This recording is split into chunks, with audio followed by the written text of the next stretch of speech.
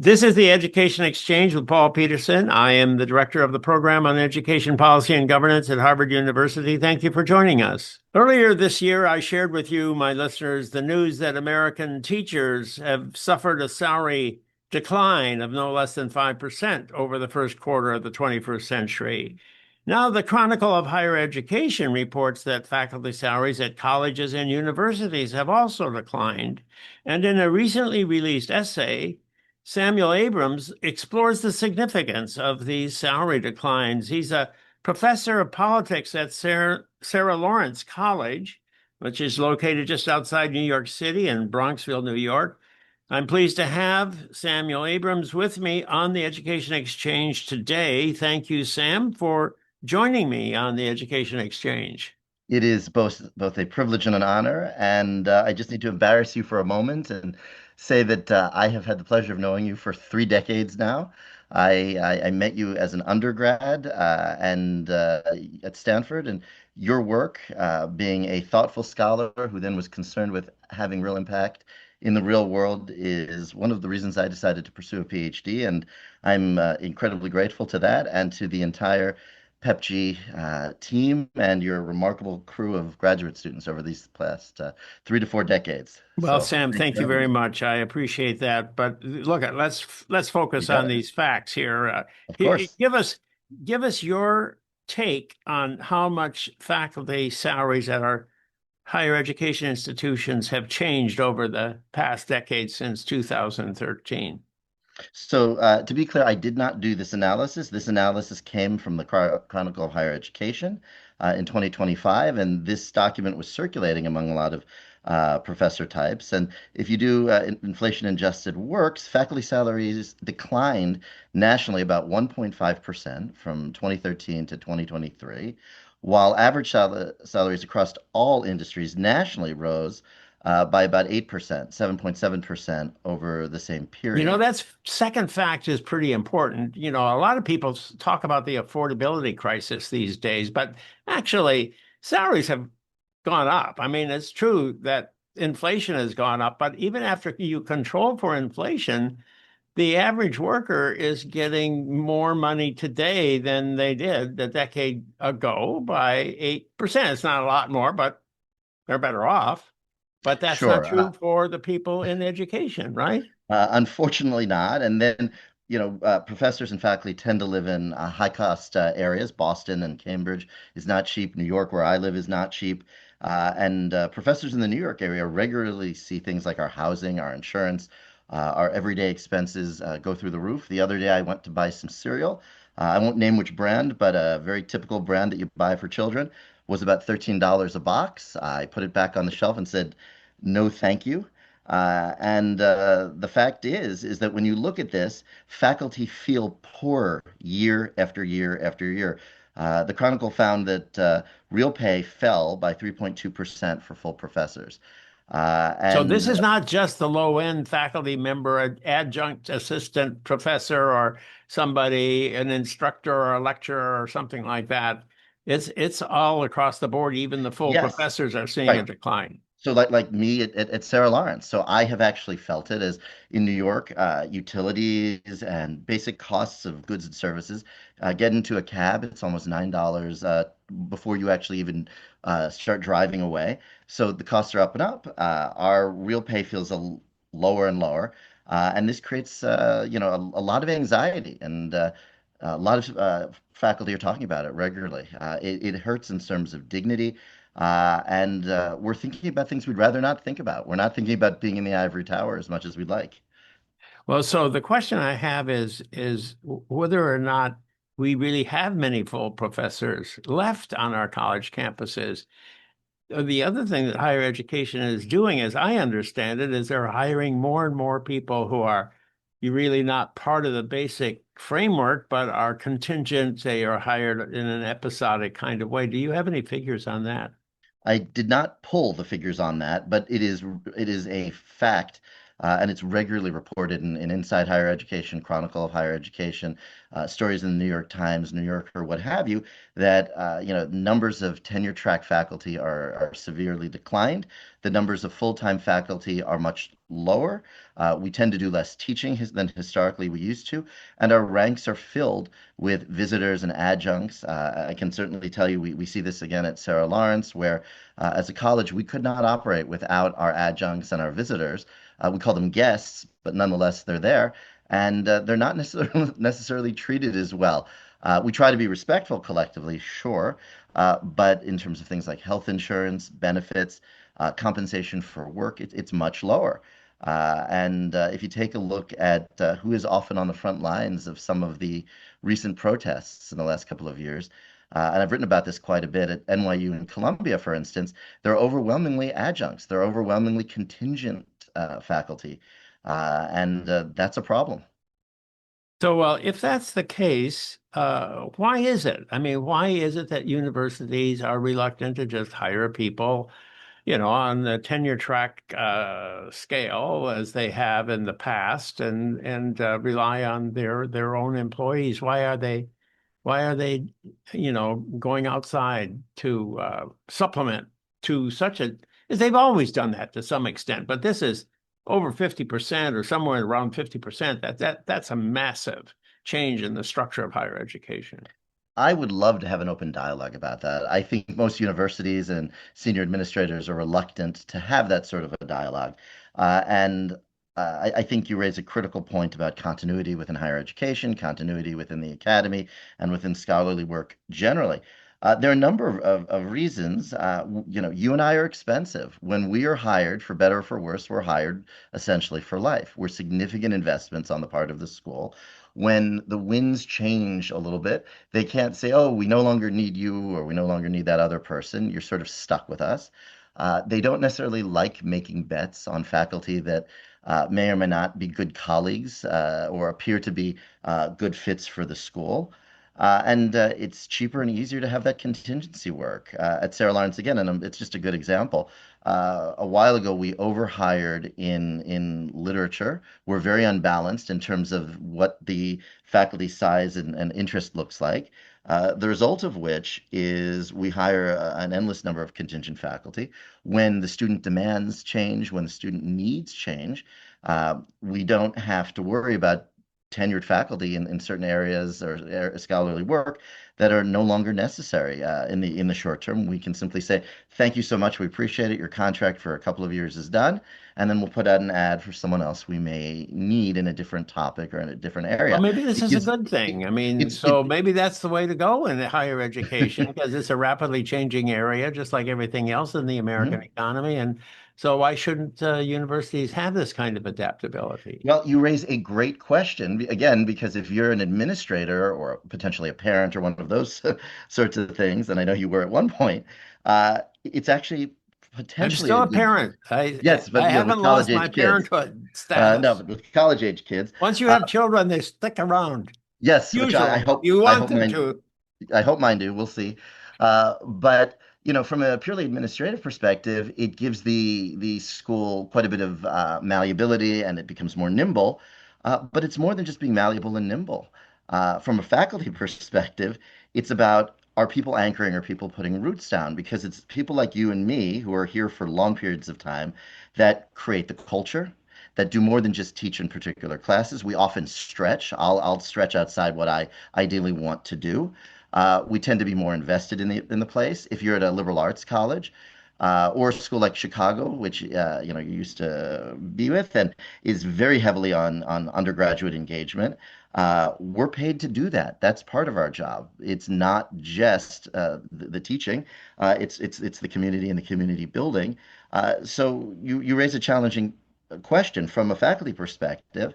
We want to be incentivized to know we have some stability and that we can put our roots down and that we can focus on big think questions. And I make that clear in the real clear piece where if you're rooted, you're willing to take risks, you're willing to hold lines, you're willing to debate challenging topics. If you're an adjunct and you're there for a quick buck and then you have to look for more money, you're not going to necessarily stand up and do the big research. So to me, it's dangerous in terms of community culture and in terms of research and productivity.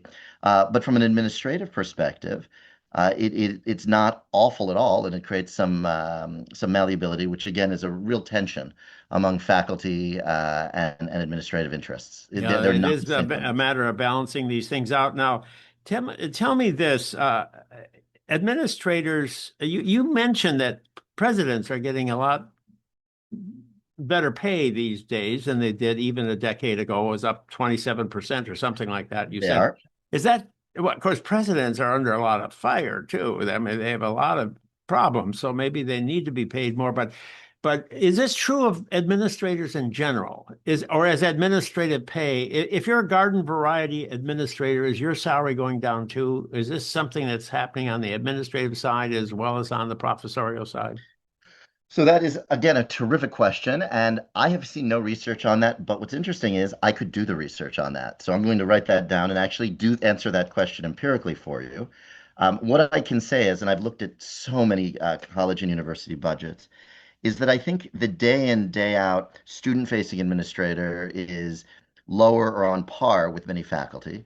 But remember, administrative scales are so big right now that again, at a small liberal arts college, a significant number of the administrators are paid more than most of the faculty. I think at Harvard, not so much. Faculty are well paid, and they're probably on par with administrators. But Harvard's not typical. I think that if you look again, we have numbers on this, but I've never seen that research question, and I can answer that for you. And I'm going to do that when we're done. I think the answer is that administrators seem to be paid generally more often better than a lot of the faculty. And on so many ads that I've seen, especially in the DEI world, they're paid very well compared to, say, an intro level humanities professor or social science professor. Well, I think it is a topic worth exploring, but certainly the numbers of administrators has grown dramatically Yes, in the that's last decade. unquestionable.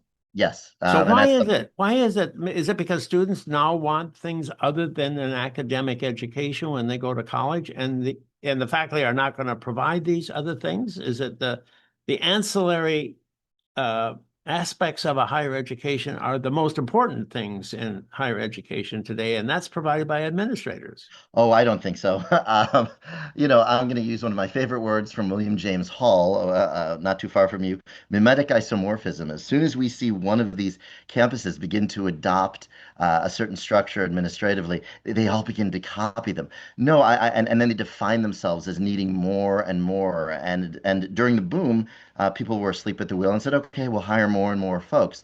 When I was an undergrad, not that long ago, we did not have such a heavy administrative apparatus that was necessary to have folks managing and living in every student residence. We didn't need a director of this, and then the person had a personal assistant and an assistant director and all of this. No, I think this has just been an explosive growth that people have not fully recognized. I've been writing about it for almost a decade now, and then there are various folks, colleagues of mine at AEI and folks at Hoover have been writing about the administrative growth and bloat. Yale is famous for it. That stuff is fairly public. Stanford is pretty famous for it. Michigan is regularly called out because all their data is fairly public.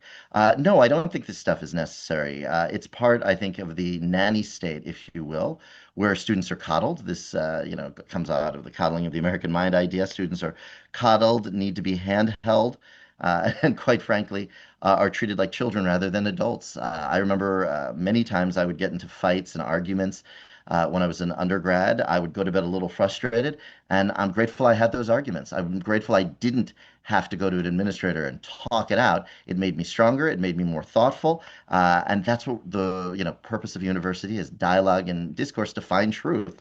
Not to be coddled and told you can't hear that or you can't say that. So no, I think we lost sight of our goal many times over, and only recently have we begun to realize that faculty have yielded so much of the teaching obligations and formation to administrators, but also that we simply don't need them. Let students work it out. That's a big part of higher ed and a big part of real life.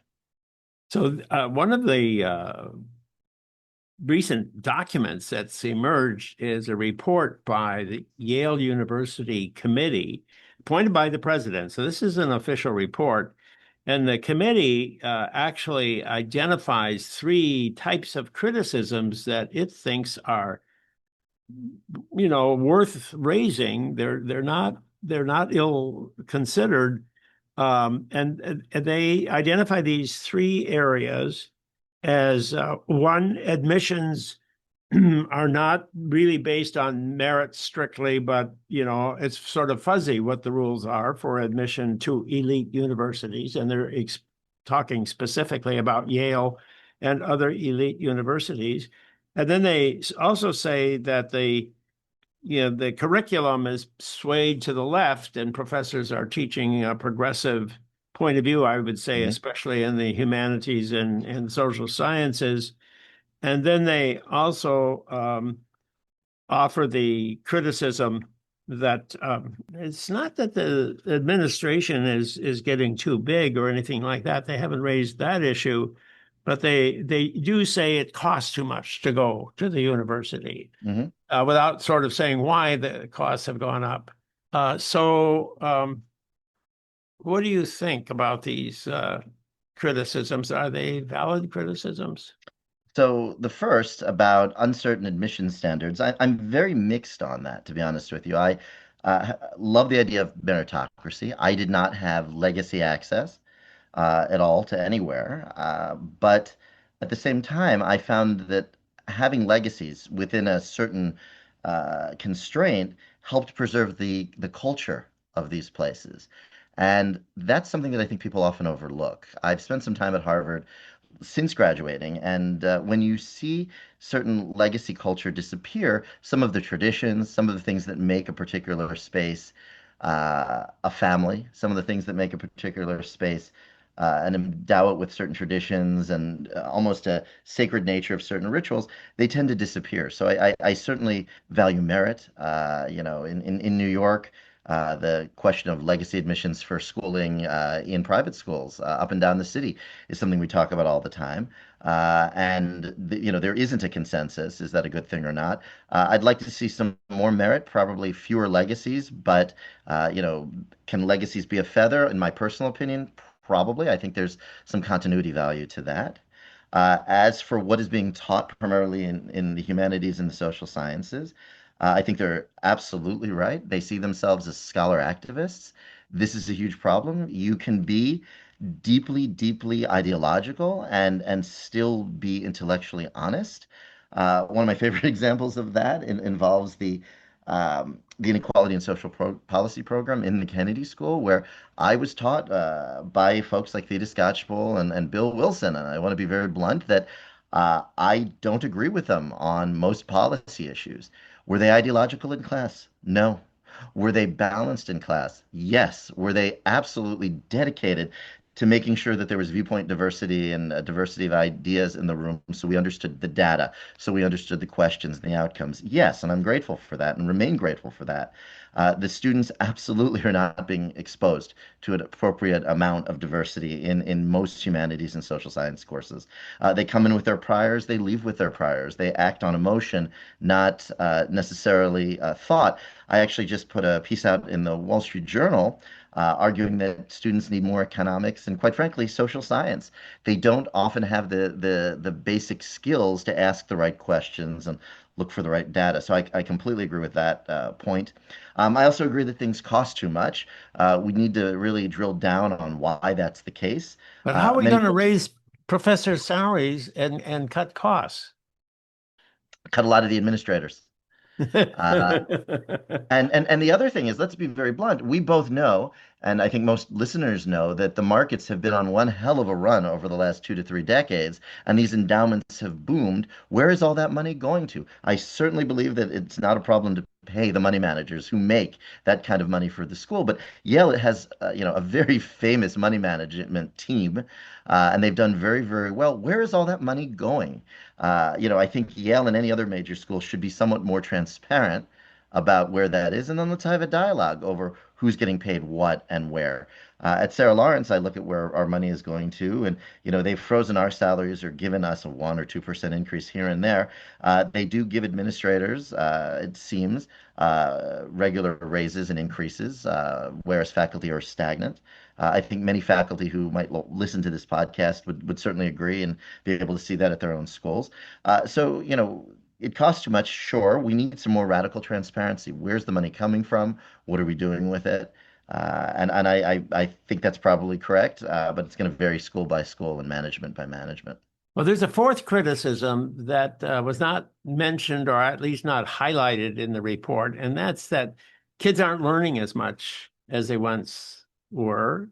Hmm. And the other related point is faculty have lower expectations and are not Hmm. offering as difficult a course and are sort of dumbing down the material and asking students to read simpler essays, and they're not their grading practices have relaxed. There's a Hmm. great inflation.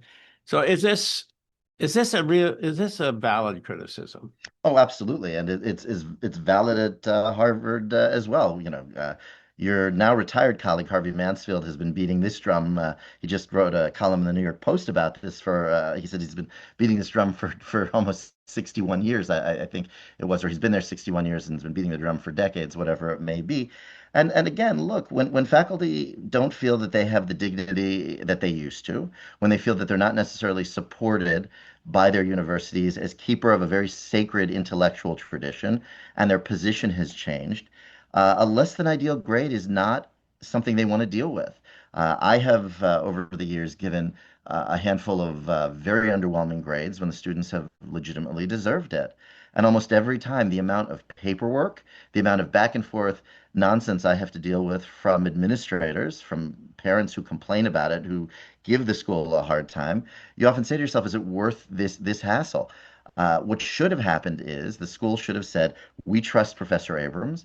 If he said that and he explained why, that's what it's going to be. But they rarely say that. That's again, as I mentioned in the Real Clear piece, a loss of dignity and a loss of professional respect.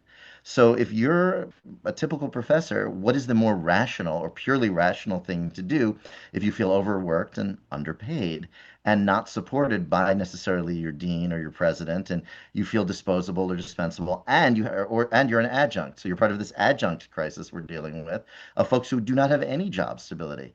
It's much easier to simply give that better grade, make the course easier, have happy students, and walk out thinking, with the students thinking you're great and no administrative burden when you're done. There are folks in New York who work at 3 or 4 schools who carry around huge tote bags and literally will go, I'm not going to name names, but from one school downtown to another school downtown to a school uptown. And it is not in their best interest to hold those standards. Teaching is a lot of work. It's also a deep privilege. And over my, believe it or not, almost 17 years of doing it, because we've known each other again that long on a collegiate level, there are times when you have to sit with students. You've done it with me, and I'm very grateful for it. And you've done it with scores and scores of students. I'm better off for it, but faculty are no longer incentivized to do it. Faculty don't feel very well paid to do it, and certainly not to diminish the capacities or the interests of a lot of our adjuncts, but it's hard for them to want to do it, to find time to do it. Many adjuncts report that, for instance, they don't have an office. So where are they going to do it and spend the time? They're going to sit in the student union where it's loud? Probably not. So yes, I agree with that part of the report very, very deeply. And I think it's doing our society just real harm. Remember, so many of our leaders come from Yale and Harvard, and to have students who don't understand the humanities and who don't understand the human condition and don't understand data analysis and don't understand causation and how data is gathered and how we assess or assert what is a fact and what isn't, that's deeply problematic. One of the things I remember when you and I first met is you would tell me about your conversations with Justice Scalia and how they were just purely humanistic about understanding what is the good and what is passion and what is the point of life.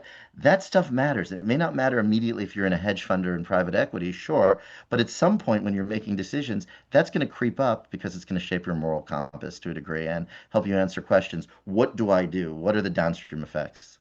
Well, Sam, I get your point, but let me ask this question. Sure. A lot of people who are teaching as an adjunct or as a lecturer actually have a full-time job doing something else, and this is sort of an ancillary activity. And so they do it more or less as recreational or as a way of getting some stimulation. They Sure. find the excitement of the classroom in one course here and there as something they sort of appreciate. And so the kind of salary they're getting may not be such a big deal, and they may be bringing a lot to the Sure. classroom setting from their real world experiences.